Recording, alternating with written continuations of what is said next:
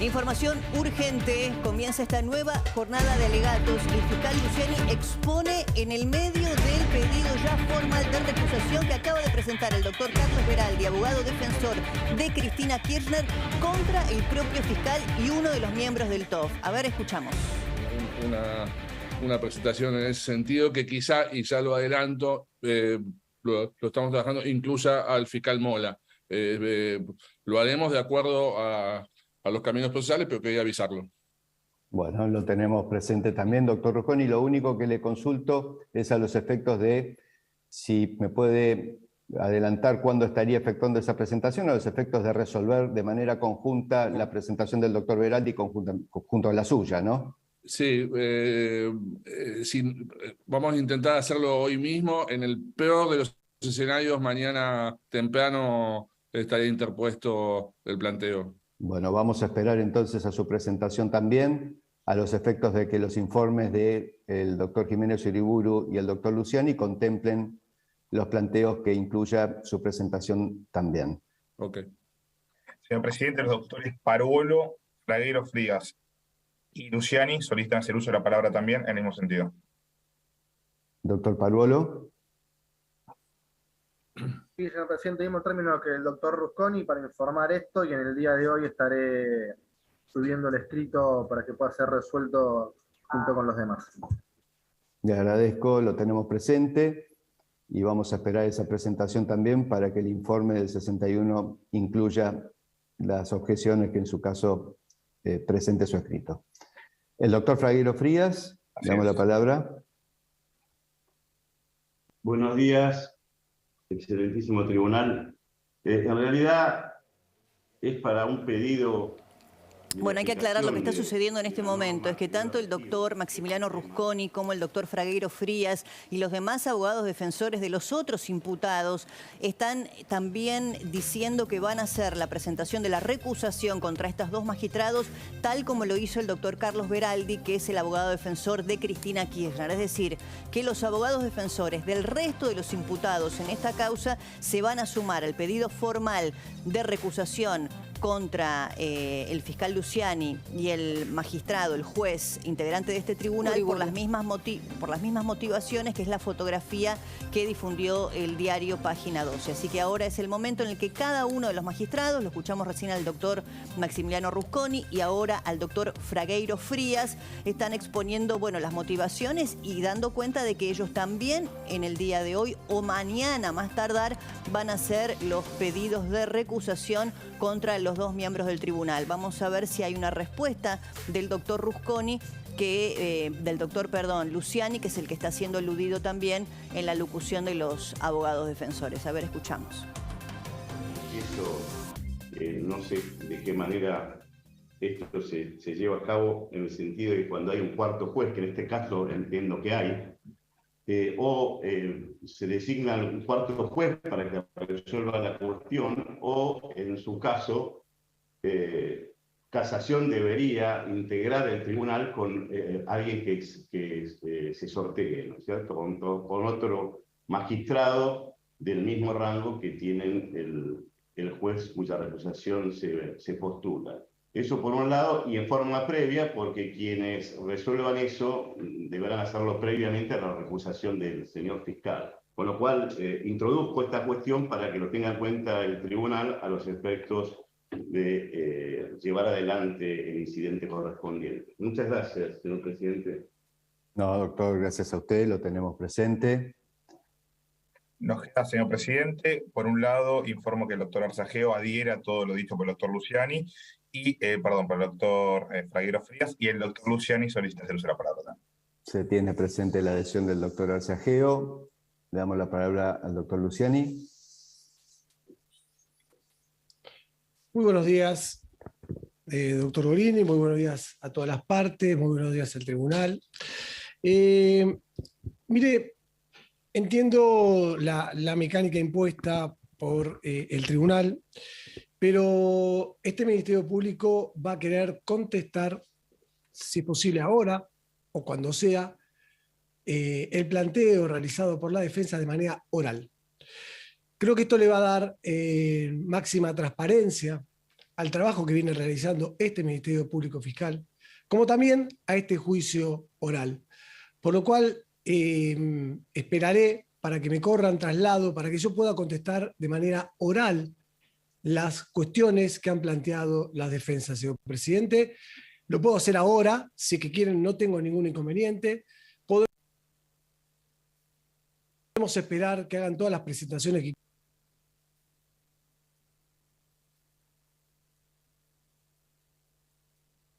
quieran, no hay ningún inconveniente, pero luego de todas las presentaciones, lo que sí voy a solicitar, señor presidente, es que contestar cada uno de los planteos de manera oral y en esta audiencia. Muchas gracias y no por escrito. Lo tenemos presente. Sí, entiendo que la modalidad que propone se ajusta a lo previsto por el artículo 71 del Código Procesal Penal de la Nación. Lo que sí vamos a esperar a que se efectúen y se materialicen los escritos de recusación que anticiparon tanto el doctor Rusconi como el doctor Paruolo para poder responder todas las objeciones en conjunto. De este modo, ahora sí. Perdón doctor, que le interrumpa, sí, el doctor Cisneros, Villanueva también solicita hacer uso de la palabra. lo escuchamos. Ahí tengo. Gracias, señor presidente. ¿Me escuchan ahí bien todas las partes? Bien, bueno, yo voy a aprovechar la solicitud del Ministerio Público Fiscal y en ese sentido, en el marco de lo que entiendo es el principio de igualdad de armas que rige para todos los procesos, judiciales en general, pero obviamente penales en particular, voy a adherir al planteo realizado por la defensa de la vicepresidenta Cristina Fernández de Kirchner, y voy a expresar mis fundamentos de manera oral en ese sentido. Es entonces en el marco del artículo 55, inciso 11 del Código Procesal Doctor Penal. Villanueva, discúlpeme, pero Sí, señor expresamente el artículo 59 dispone la forma de presentación por escrito bajo sanción de inadmisibilidad de las recusaciones. Así es como se efectuó de parte de la defensa del doctor Veraldi, y así es como lo esperamos del resto de las partes también. Lo entiendo, señor presidente. Tal vez entonces, discúlpeme, entendí que había entendido procedente el trámite del artículo 71 del Código Procesal Penal de la Nación, que manda justamente resolver en juicio oral y sumario por el tribunal este tipo de cuestiones. Igualmente, si ese es el criterio del tribunal, más allá de adelantar que va a ser interpuesta la recusación, habré entonces de hacerla por escrito, con la salvedad de que entiende esta parte que obligar a las partes a interponer la recusación de forma escrita y permitir al Ministerio Público Fiscal exponer su posición de forma oral, especialmente en una causa de la trascendencia mediática que tiene la presente, violentaría gravemente el principio de igualdad de armas y de publicidad de los actos de gobierno. Hecha esa salvedad, señor presidente, únicamente aclarar que voy a interponer la adhesión y el planteo de recusación por vía escrita, como usted ha ordenado. Muchas gracias. Lo tengo presente, doctor. Más allá de lo que yo ordeno, es lo que el código dispone. Así que, de este modo, habiendo escuchado, entiendo, la totalidad de las partes que solicitaron hacer uso de la palabra, estamos en condiciones de reanudar con la actividad procesal prevista para el día de la fecha, esto es, el alegato del Ministerio Público Fiscal, y les hago saber, a los efectos de la estructuración, sobre todo de la Fiscalía, de los tiempos, que tenemos previsto un bloque hasta las 13 horas, con cuarto intermedio de 13 a 13:30, para reanudar posteriormente hasta las 15 horas que debemos concluir con la actividad del día de la fecha. Con esta aclaración, reanudamos entonces el alegato de la Fiscalía. No sé cuál de los dos fiscales va a hacer uso de la palabra.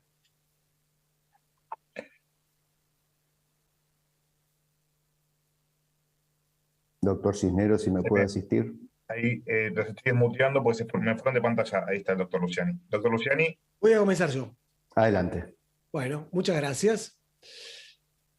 Hoy vamos a hablar habíamos hablado ya en las audiencias anteriores sobre remediación de canteras, que vamos a hacer referencia. Bueno, acá vamos a hablar de remediaciones de canteras. Las remediaciones de canteras, señores jueces, no tengan ninguna duda, fue la caja clandestina de Lázaro Báez que nunca se controló. Los vicios en las obras de remediación de canteras fueron advertidos por este Ministerio Público. Analizar, esto es mucho antes de que iniciara este debate, y también lo mencionamos al contestar los 51 planteos preliminares realizados por las defensas en aquella oportunidad cuando iniciaba el juicio oral y público. Ya habíamos anunciado el tema de las canteras.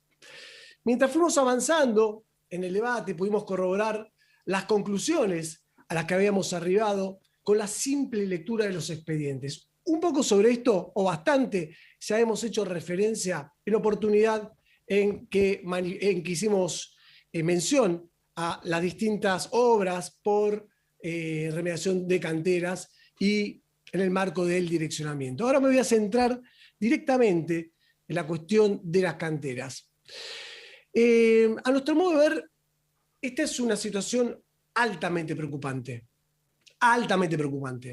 por la cantidad de vicios y arbitrariedades que se presentaban y por las millonarias sumas de dinero comprometidas, que muestran que atrás de estas aparentes modificaciones o licitaciones, en rigor de verdad, se escondieron actos graves de corrupción. Las irregularidades aparecían claramente en los expedientes administrativos, a la vista de todos los funcionarios, y lo reitero, lo hemos detectado al comenzar a analizar estos expedientes. Realmente para nosotros fue sorprendente ver que la maniobra defraudatoria era tan burda. Las obras de remediación de canteras de esta causa no fueron más que otra excusa para extraer legítimamente fondos del Tesoro Nacional hacia Lázaro Báez. Lamentablemente, es imposible llegar a otra conclusión. Y repito, lo que hemos advertido es muy grave. Es muy grave, señores jueces, es muy burdo. Y a continuación, vamos a enumerar en orden cronológico las modificaciones de obra por remediación de cantera y las licitaciones por remediación de cantera. Y les pido, señores jueces, por favor, que presten atención, en primer lugar, a las exorbitantes sumas de dinero comprometidas por el Estado Nacional para remediar canteras en Santa Cruz, con fondos nacionales, y también las fechas en que se otorgaron, todas cercanas a las elecciones presidenciales del año 2007. Miren, arrancaremos por la licitación 3160. Acá, la primera de todas. Esto fue una autorización de modificación de obra del 9 de junio del año 2006. Modificación de obra. ¿Está? En una obra vial existe una modificación de obra. Fíjense el monto. 19.112.152,89 centavos. Esto es más de 6 millones de dólares. El porcentaje de incremento, 19,98. ¿Por quién fue autorizado? Por Villafañe. Sigamos con la licitación 3163. Fecha de autorización de la modificación de la obra, el 14 de junio de 2006. Es una modificación de obra. El monto autorizado, 16.417.794,98 centavos. Esto es más de 5 millones de dólares. El porcentaje de incremento fue de 19,96, autorizado por Villafañe. Seguimos, modificación de obra, 19 del 7 del año 2006. Esto es una modificación de obra, insisto, de una obra vial. Monto autorizado 14.318.520. Esto es algo así como 4,5 millones de dólares. Un porcentaje de incremento del 14,09% del presupuesto. Esto fue autorizado por Villafañe. Licitación 1832. Fecha de autorización de modificación el 19 de julio del año 2006. Es una modificación de obra, lo mismo, más de 13 millones de pesos, más de 4 millones de dólares, porcentaje de incremento 19,17. Esto lo autorizó Garro. Y acá llegamos a la primera licitación, la 11707. Ahora vamos a hablar sobre esto, pero les quiero hacer un pantallazo general. Esta obra fue autorizada el 8 de septiembre del año 2006.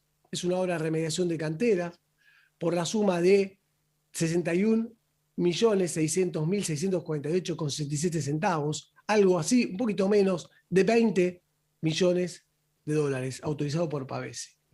La segunda licitación, también por remediación de canteras, esto ya fue el 2 de noviembre del año 2006, el monto autorizado más de 115 millones de pesos. Algo así como poquito más de 37 millones de dólares, adjudicado por Villafañe. La licitación, la tercera, una obra de canteras del 2 de febrero del año 2007. También el monto autorizado, 82 millones de pesos. Estoy haciendo números redondos, lo que equivale a más de 26 millones de dólares. Licitación también número 1616, es una obra de cantera por un monto autorizado mayor a los 121 millones de pesos. Esto era un poquito menos de 40 millones de dólares. Fíjense las fechas. 9 de abril del año 2007, autorizado por Villafañe. Licitación 1614, fecha de adjudicación 20 de abril del año 2007. Remediación de cantera, no tenía presupuesto provincial. Casi 120 millones de pesos, más de 38 millones de dólares.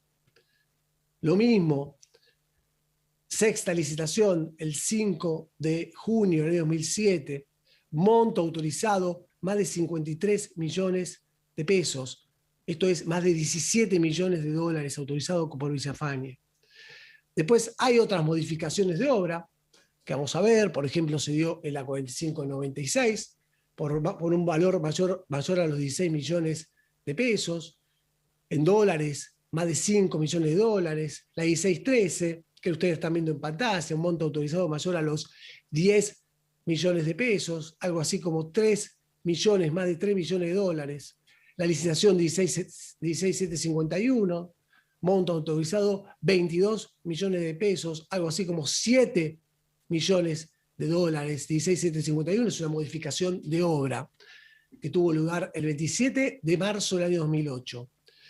Hay otra también modificación de obra de canteras, el 18 de abril del año 2008, en la licitación 1615, aproximadamente montos 16 millones de dólares, más de 5 millones, 16 millones de pesos, más de 5 millones de dólares, un porcentaje de incremento del 19,48.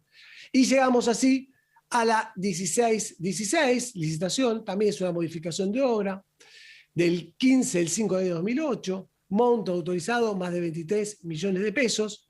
Esto es algo así como más de 7 millones y medio de dólares.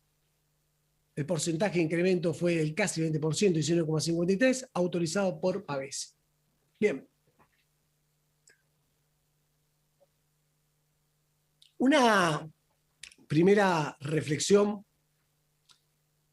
nos lleva a afirmar que las modificaciones de obra para remediar canteras fue el ensayo o la prueba piloto de lo que luego iban a ser directamente las licitaciones públicas por remediación de canteras, exclusivamente en Santa Cruz, financiadas por el Tesoro Nacional.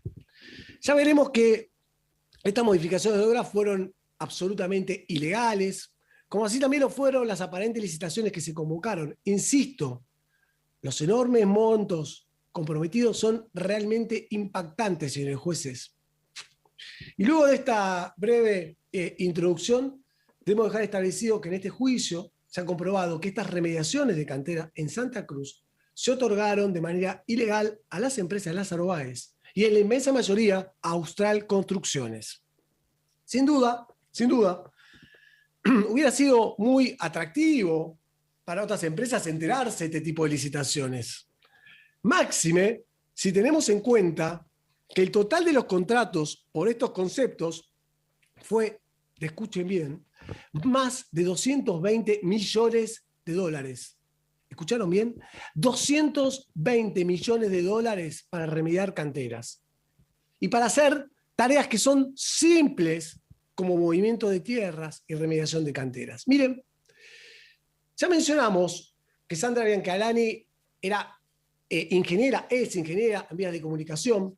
Además, es la hija de un empresario de la construcción, vivió el crecimiento paulatino de la empresa, acompañó a su padre en la gestión y en su declaración testimonial demostró tener amplios conocimientos sobre la obra vial. Por eso se le preguntó si sabía que era una remediación de canteras. Hubo que repetírselo, señores jueces, porque no entendía el término. Y cuando se le volvió a preguntar, dijo que no tenía idea. No tenía idea de lo que es una remediación de canteras. Claro, esto es lógico si se tiene en cuenta que ella se dedicaba a la obra vial.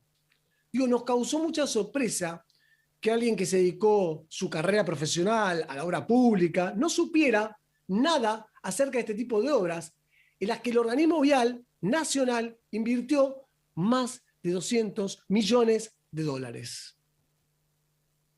Cuando prestó declaración testimonial, Juan Chediak dijo que nunca participó en una licitación de remediación de canteras y que no recordaba haber tomado conocimiento de que se llamara licitación para remediar canteras. Y recordemos que Chediak también tiene una enorme experiencia y lleva más de 5 décadas presentando ofertas en licitaciones públicas. Negó haber participado en alguna licitación en ese sentido. Lo mismo pasó con Lossi, de la empresa Lossi S.A. También dijo que nunca participó en una licitación de canteras, ni tomó conocimiento de que se llamara licitación para remediar canteras. Frente a esto, las alertas son cada vez más fuertes, pues empresarios con una antigüedad mayor a la de Lázaro Báez no supieran estas circunstancias, nos empezó a inquietar y a profundizar sobre esta situación. Y nos hace pensar que esto de la remediación de canteras no es algo habitual, al menos en una licitación pública de obra vial. En fin, Lázaro Báez sí se enteró de las licitaciones de remediación en cantera y las ganó todas. Las ganó todas. Todas estas remediaciones de canteras fueron asignadas a Lázaro Báez, repito, por más de 220 millones de dólares. Y nos preguntamos, ¿cómo se enteró Báez y no se enteraron Chediak, ni Lossi, ni empresas viales más importantes del país? Estamos haciendo referencia a montos millonarios por un trabajo muy sencillo. Nosotros vamos a explicar por qué no se enteraron. En primer lugar, porque las primeras remediaciones de canteras fueron contratadas como una prueba piloto mediante modificaciones de obras ficticias. Cuando la obra ya se había directamente adjudicado a Lázaro Báez. Y digo modificaciones entre comillas, porque no son verdaderas modificaciones, sino contrataciones directas, disfrazadas de modificaciones. Fíjense los montos que hice saber. Nada tenían que ver con la obra vial principal. Nadie más tuvo oportunidad de ganar este negocio, porque se lo dieron a Báez directamente. En segundo lugar, porque cuando finalmente se hicieron las licitaciones para estas obras de remediación de canteras, luego de la prueba piloto, fueron tramitadas de manera opaca, oscura, sin la debida publicidad y concurrencia que establece la ley orgánica, desoyendo la ley. Y de hecho, como vimos, se hicieron sin difusión, ya lo explicamos, con cepos que impedían la participación libre de las empresas y con un tiempo insuficiente para que las empresas se enteraran y pudieran ofertar. En tercer lugar, porque estas obras no fueron ni siquiera denunciadas en el Registro Nacional de Constructores de la Obra Pública. Señores jueces, no fueron denunciadas en el Registro Nacional de Constructores de la Obra Pública. Y tenían la obligación de hacerlo. Se les exigía el certificado para la adjudicación. Debían hacerlo. Vamos a ver por qué no lo hicieron. Todo fue tan obsceno que no solamente no tramitaron los certificados para la adjudicación que les hubiera restado capacidad, que claramente Austral Construcciones no tenía, sino que ni siquiera quisieron exhibirlo para capitalizarlo en el registro con miras a aumentar la capacidad. Sobre capacidad vamos a hablar hoy también. Como sí lo hicieron, aunque también ilegalmente, con otras licitaciones para aumentar capacidad. Sobre eso vamos a hablar hoy. Era importante mantener estas obras fuera del radar de la acción de organismos de control y, por supuesto, fuera del radar también de las empresas. De todos modos, si se hubieran enterado, como dije, posiblemente tampoco los iban a dejar participar, porque había un cepo infranqueable para las empresas que no hubieran realizado obras viales contratadas con AGDP de Santa Cruz en los últimos 10 años, que se levantaba solamente cuando las empresas de Lázaro Báez participaban. Un ejemplo de esto, pero muy claro, fue lo que sucedió con Elport S.A., cuya oferta ni siquiera cuando quiso competir fue abierta. Se la rechazaron.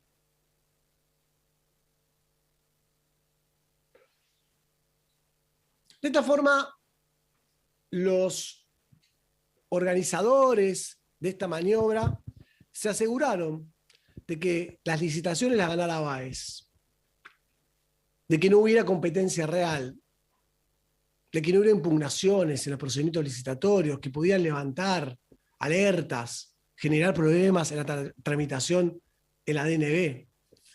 Esto resulta evidente si se observa cuáles fueron las empresas que se presentaron en cada una de las 6 licitaciones. Y acá lo estamos viendo. Austral Elport, Austral Can-Gotti, Austral Can-Petersen, Austral Can-Petersen, Austral Can-Gotti-Petersen, Austral Can-Petersen. En cada una de esas licitaciones se presentaban empresas del mismo grupo.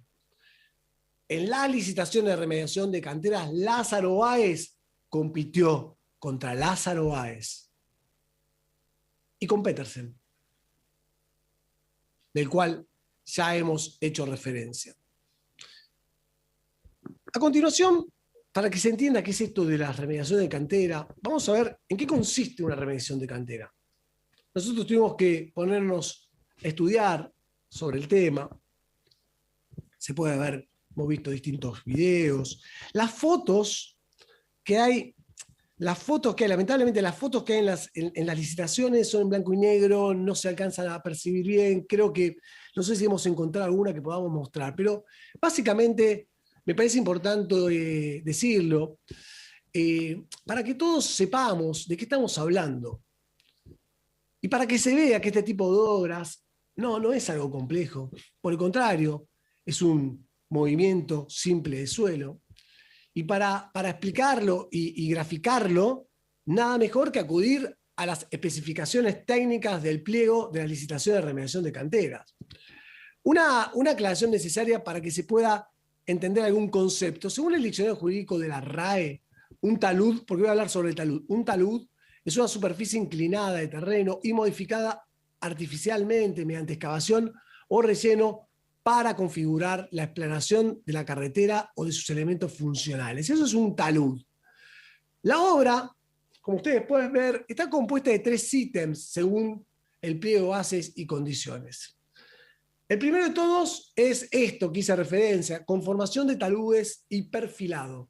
Consiste en el movimiento de suelos necesarios para dar a las canteras el perfil.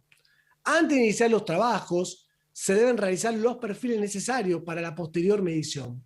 Se debe retirar todo el material no apto para la restauración de la cantera y sus inmediaciones.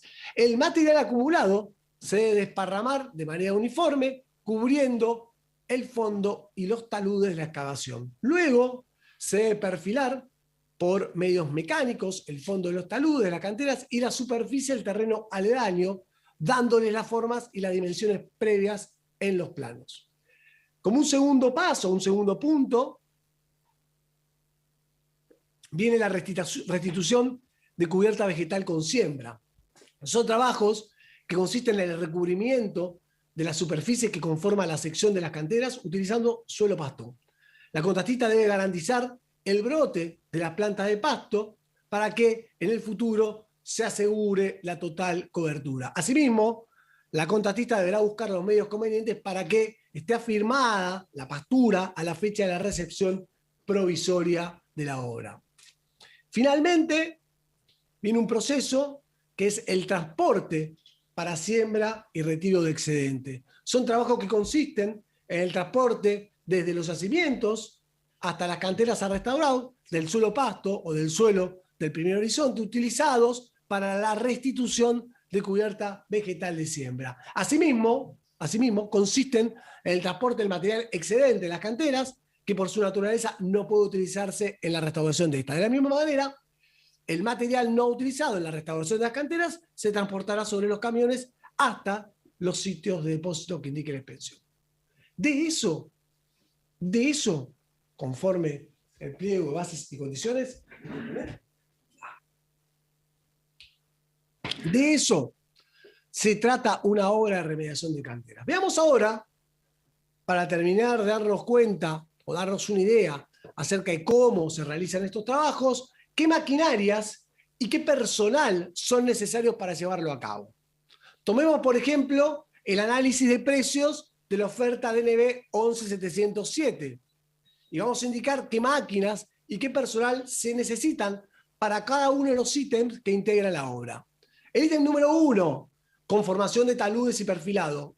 Una topadora, una cargadora frontal, una motoniveladora, 3 camiones volcadores, 3 oficiales especializados, 3 oficiales y 2 ayudantes.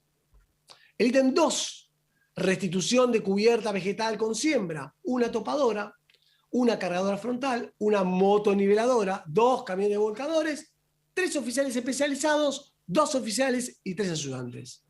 Ítem número 3, transporte de suelo para siembra y retiro de excedentes, 0,5 cargadora frontal, un camión volcador, 0,5 oficial especializado, un oficial y un ayudante. Señores jueces, aunque ustedes no lo crean, eso es todo. Y aunque ustedes no lo crean, a nosotros también nos ha sorprendido, ingratamente y tristemente, se gastaron más de 220 millones de dólares del Tesoro Nacional. Y esto es muy grave lo que estamos viendo. Y lo que vamos a ver a partir de ahora, todavía no vimos nada. Como dije, Lázaro Báez recibió por remediación de canteras la suma equivalente de al menos 228 millones de dólares, calculados a la fecha de cada adjudicación o autorización de las modificaciones de obra. En ese número incluimos tanto las obras de remediación de cantera como las modificaciones de obra por remediación de cantera. Ahora, nosotros empezamos a preguntarnos, cuando veíamos esto, ¿cómo fue que se decidió invertir en este tipo de trabajos? ¿A quién se le ocurrió o quién tomó esta decisión?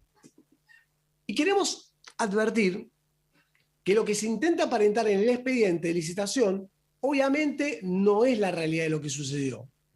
Nuevamente, para poder extraer semejante suma de dinero, se tuvo que construir una apariencia, como todo, como las licitaciones, como todo lo que estamos viendo, o un motivo. El aparente motivo fue que esto fue solicitado expresamente, escuchen bien, por el Poder Legislativo de Santa Cruz. Y esto se menciona en reiteradas oportunidades en los expedientes, en las resoluciones, en las actas de consejo técnico, en las notas de modificación de obra, como si hubiera habido una orden superior del Poder Legislativo de Santa Cruz que debía ser acatada con ojos cerrados por el Poder Ejecutivo. Se indicó en los expedientes que todo comenzó con una decisión emanada del Poder Legislativo de Santa Cruz en la que se solicitaba que se hicieran estos trabajos. En otras palabras, el pueblo de Santa Cruz pedía que Lázaro Báez remediara canteras. Y nos preguntamos si esto era prioritario para el pueblo de esa provincia, si esto era razonable. Digo, que se gastaran 220 millones de dólares en eso, ¿esto era la prioridad? Digo, insisto, no estoy negando que la cuestión ambiental es un tema muy importante, pero se financiaba con fondos del Tesoro Nacional. Claro, porque si esto hubiese sido así, si en rigor de verdad esto hubiese sido tan importante, ¿por qué fondo del Tesoro Nacional, no? Esto también nos preguntamos. Se presentó o se pretendió presentarla como una decisión del Poder Legislativo de Santa Cruz, pero luego de analizar mucho esta cuestión, hay que leer mucho los expedientes. Hay que leer mucho, hay que ir, volver. Aparte quiero decir algo, los expedientes están muy desprolijos. Esto también fue muy desprolijos, muy desprolijamente armados. Y esto también nos da una pauta. no había prolijidad. Entonces uno tiene que ir, volver, mirar una vez, 2 veces, 3 veces, y nos quedamos días y días mirando un expediente y no lo entendíamos. Digo, luego de mirar mucho, nos hemos sorprendido ingratamente al descubrir, escuchen bien, que esto no fue una decisión del Poder Legislativo provincial. Entonces, gastar más de $200 millones en esos trabajos. No fue una decisión del Poder Legislativo provincial realizar modificaciones de obras ilegales, realizar licitaciones sin cumplir con los plazos, sin concurrencia, ni publicidad. En rigor de verdad, señores jueces, el trámite para contratar remediaciones de canteras se inició en la AGBP, en la vialidad provincial, antes de que el Poder Legislativo formulara la solicitud. Y ojo, tengamos cuidado, porque cuando hablo de Poder Legislativo, para ser más exactos, deberíamos decir 2 miembros de la Cámara de Diputados.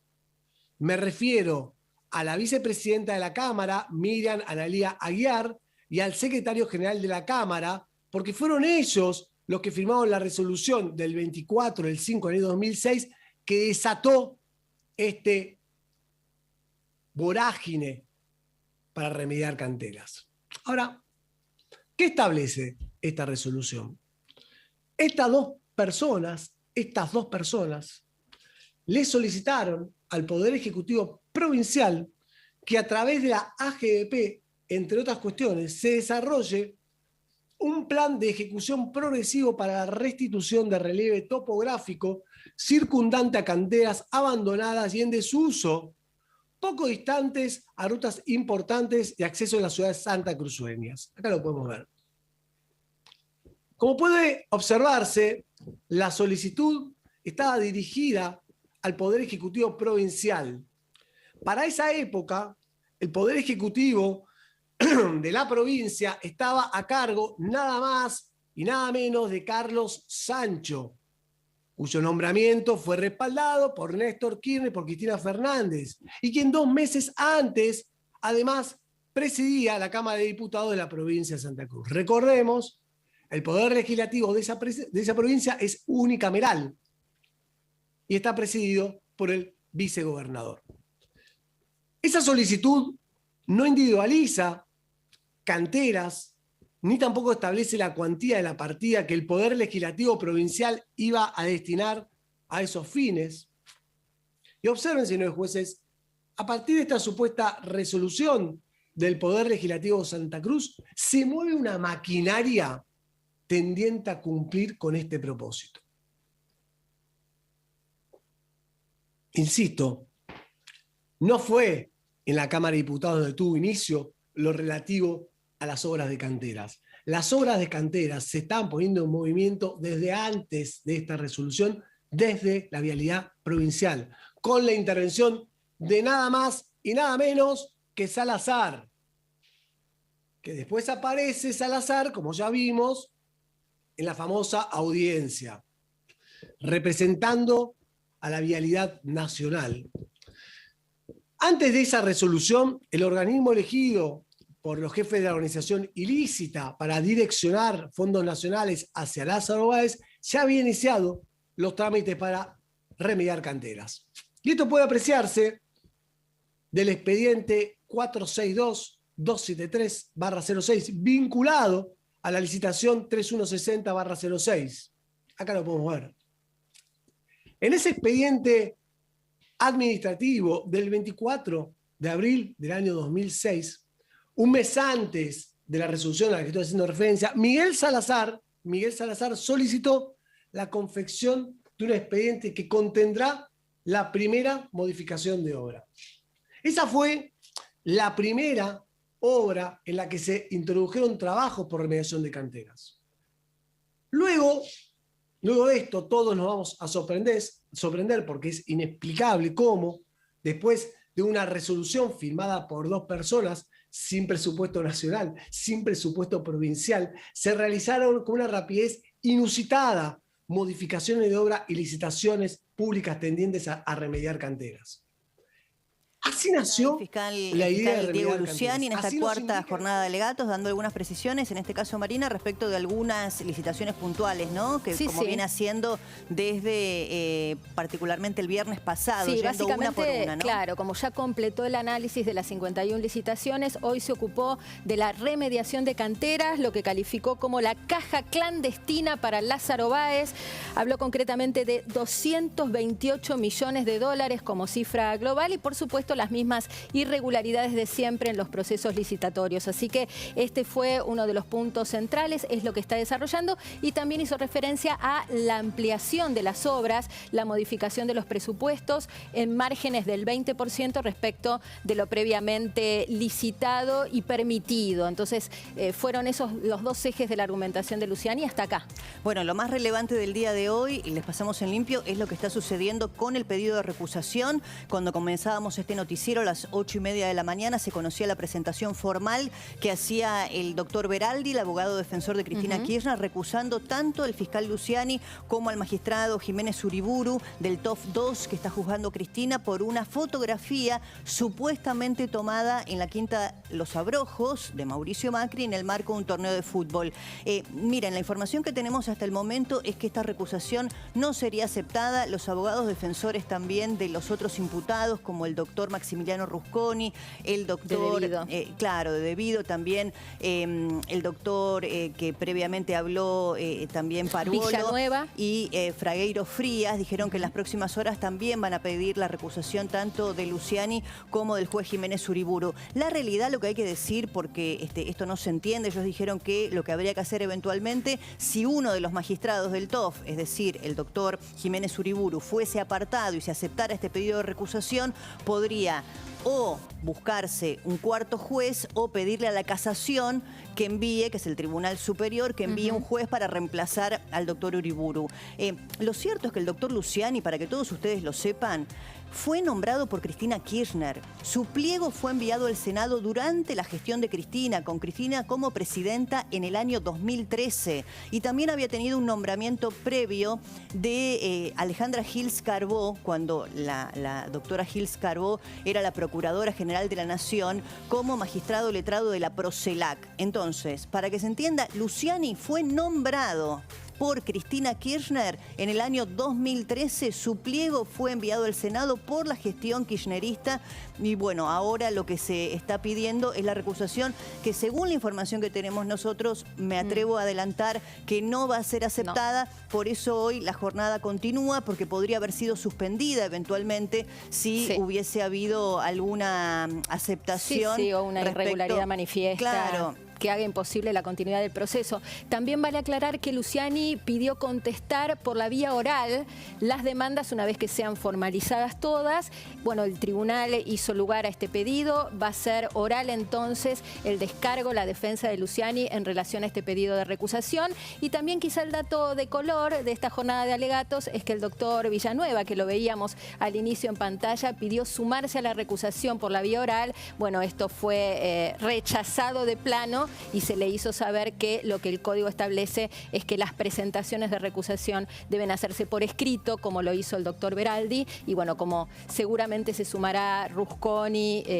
Sí, ya lo dijeron, el doctor Fragueiro Frías también. Fragueiro Frías y el resto de las defensas. Y el doctor ¿no? Paruolo. A ver, para que se entienda, Cristina Kirchner lo que está intentando hacer es embarrar la cancha y buscar desde algún punto institucional recusar a los magistrados que están presentando una enorme cantidad de pruebas respecto de la corrupción en materia de obras viales en favor de Lázaro Báez en la provincia de Santa Cruz. La fotografía en cuestión forma parte, por lo que trascendió hasta ahora, de torneos de fútbol que se hacían habitualmente en la zona y bueno, el juez y el fiscal también lo dijo, ¿no? El fiscal Luciani dijo no tener vínculo ninguno con el expresidente Mauricio Macri, pero la defensa de Cristina es política y ya hay, en este momento les cuento, una enorme cantidad de tweets y declaraciones públicas de funcionarios kirchneristas hablando otra vez del lawfare y de la imposibilidad de estos magistrados de juzgar a la actual vicepresidenta. Hacemos una pausa muy cortita y ya seguimos con más información. No se vayan.